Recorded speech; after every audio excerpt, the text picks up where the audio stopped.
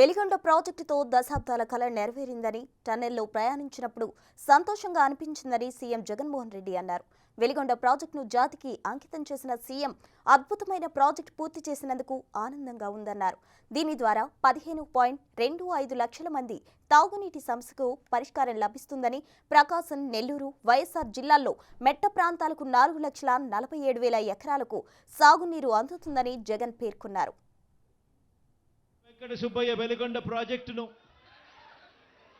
అప్పట్లో నాన్నగారు, ఆ దివంగత నేత ప్రీతమ నాయకుడు రాజశేఖర రెడ్డి గారు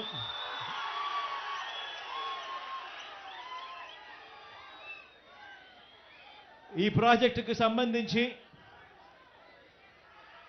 ఆయన శంకుస్థాపన చేసి ప్రాజెక్టు పనులు మొదలు పెడితే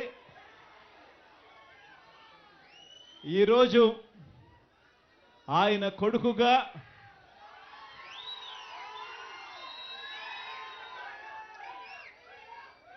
రెండు టనళ్లను కూడా, ఒక్కొక్క టనల్లు దాదాపుగా 18 కిలోమీటర్లు పైచిలుకు ఉన్న ఈ టనళ్లను, 2 టనళ్లను ఆయన కొడుకే పూర్తి చేయడం, ఆయన కొడుకే జాతికి అంకితం చేయడం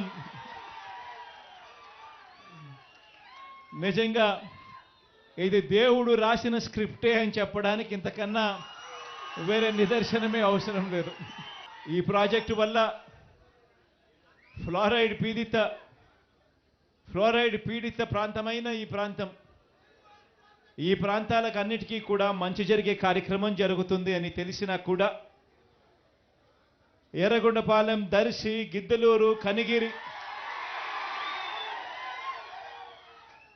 ఉదయగిరి, ఆత్మకూరు, బద్వేల్ ఇన్ని నియోజకవర్గాలకు కూడా మంచి జరుగుతుంది అని చెప్పి కూడా తెలిసి కూడా ఈ టనళ్లు పూర్తి చేయడంలో నత్తనడకన పనులు జరిగాయి గత చంద్రబాబు నాయుడు గారి తెలుగుదేశం పార్టీ హయాంలో.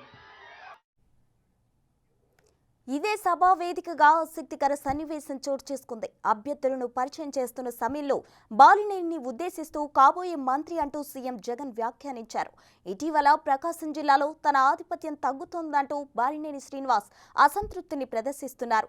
సీఎం జగన్ ఇప్పుడు కాబోయే మంత్రి అంటూ బాలినేనిని పేర్కొనడం బుజ్జగింపు ప్రయత్నంగా తెలుస్తోంది. అందరూ ఉన్నారు, మీ మంత్రి కూడా అక్కడే ఉన్నాడు, కాబోయే మంత్రి కూడా అందరూ ఉన్నారు, మీ మంత్రి కూడా అక్కడే ఉన్నాడు, కాబోయే మంత్రి కూడా